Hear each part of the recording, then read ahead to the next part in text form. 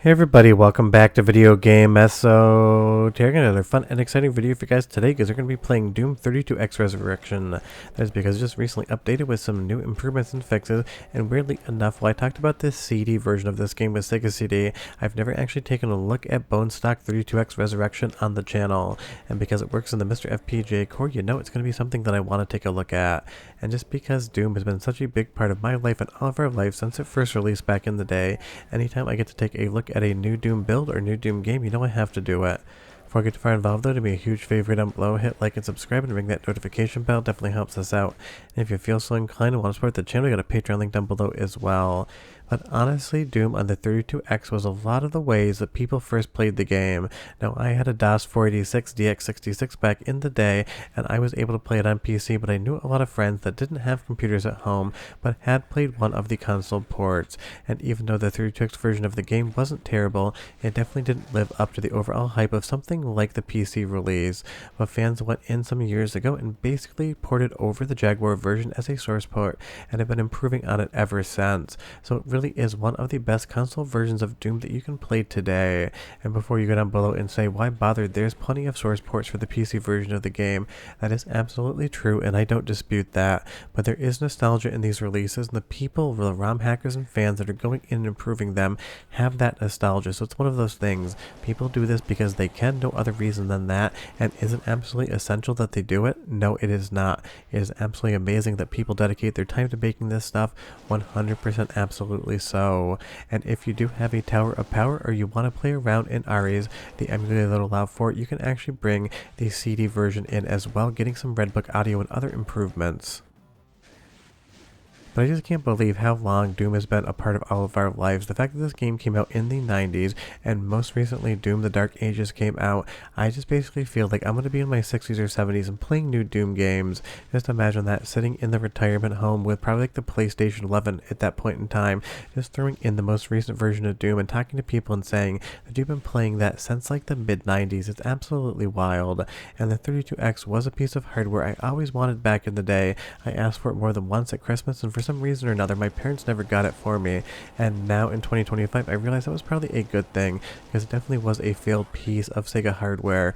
But it's one of those things, it was just so coveted back in the day, we just didn't realize that it wasn't as good as magazine previews and Sega led us to believe, because I have played the vanilla version of Doom, and while it is fun, it never really hits the same way on 32X. But I love how much granular control you get over something like Doom 32X Resurrection. You can change up the resolution from low res to high res, you can go low detail on or off, you can cap the frame rate at 30 frames per second or go down lower than that, and there is a difference between what you're seeing on screen as the frame rate and how it actually pulls the controls. So all of the logic of the game is directly tied to that, so it plays at the normal speed, because a lot of times back in the day, these games would have their internal logic tied to the frame rate, so if you sped them up, things like animation on some of the sprites of the monsters would actually speed up as well. That is something you don't have in Resurrection, and that's something I think really does aid and benefit the game. But honestly, going through the list of improvements here in Resurrection would be too copious to name. Basically, this is a ground up conversion of a different version of Doom, a full source port brought over to the 32X, showing that back in the day, and developers had enough time and probably resources, this is the performance they could have gotten out of something like the 32X, because the Jaguar version of Doom was always considered to be one of the best ports to consoles, but now I would definitely say Resurrection is the one you want to play. And the best part is this will work on real hardware if you have a flash cart and a 32X strapped to your Sega Genesis, and if you have the full Tower Power, you can also do the CD version, which absolutely is overkill in all of the best ways possible. You can also play this game on Mr. FPGA, but we don't have a core that combines the Sega CD, the Sega Genesis, and the 32X together all at once. Hopefully when we get to a Mr. 2 one day, that'll be something we're able to do, even if there are only a few games that take advantage of it. But because we're just using the Bone Stock ROM version of the game, not the CD version, you're going to get a soundtrack sample, and it's not going to be Redbook audio, but it hits in all of the best ways. So go ahead and listen for 45 seconds, come back, and I'll talk more about the improvements.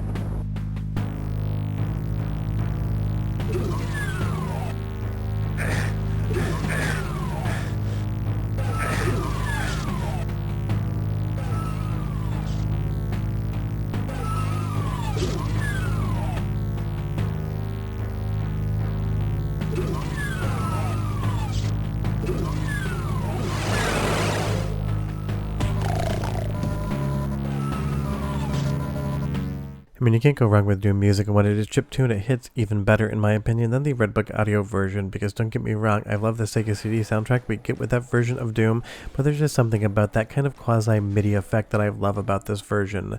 Now, in 3.4, you're going to get better performance, which is kind of one of those things. It can sometimes be hard to spot, but it is there. Additionally, on split-screen multiplayer, you're going to have a lot better performance, but this is a combo patch along with 3.3, which I never covered, which has high-resolution sprites for the weapons, and you'll see there as that shotgun cocks back just how good that thing looks on the 32X. It also reduced down the ROM size and basically improved performance as well. And you can just see on the screen right now, this is absolutely hitting that 30 frame per second limit basically the entirety of the time. But if you want to get a little bit more performance out of it, you can go to low resolution mode as well. But honestly, I didn't really see much of a difference in the performance, so I just left the high res on the entirety of the time.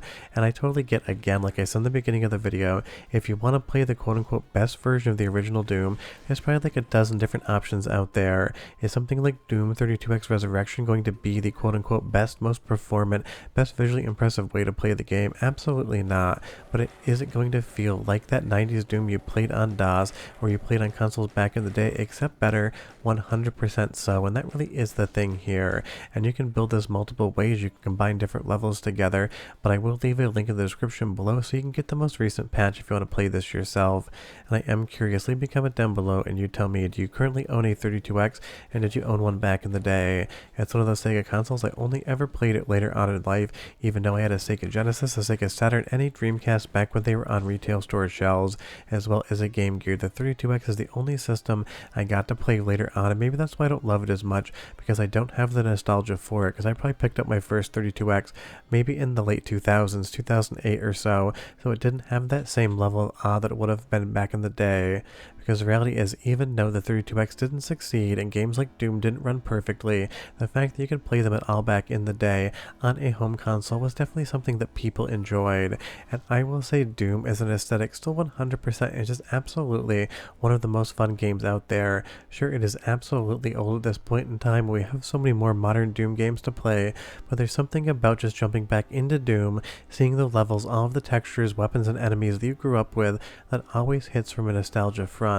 But I know that not everyone even played Doom back in the day when it was new. For everyone like me whose father just handed him a game with violence and said have fun, I had friends out there that were not allowed to play Doom whatsoever and probably didn't actually play it until they were later on in life. So if you're one of those kids, do tell me down below as well. And I will say sometimes you just get into a situation where you're going to get your ass absolutely handed to you by the cyber demon here, but I was just kind of running into the fight. But the lighting engine here, those pseudo real-time effects, the walls flashing, just looks so good on the 32X. Let's do one more soundtrack sample because again, you can't get enough Doom music and it always sounds good coming out of Sega Sound hardware, and I'll be right back to close out the video.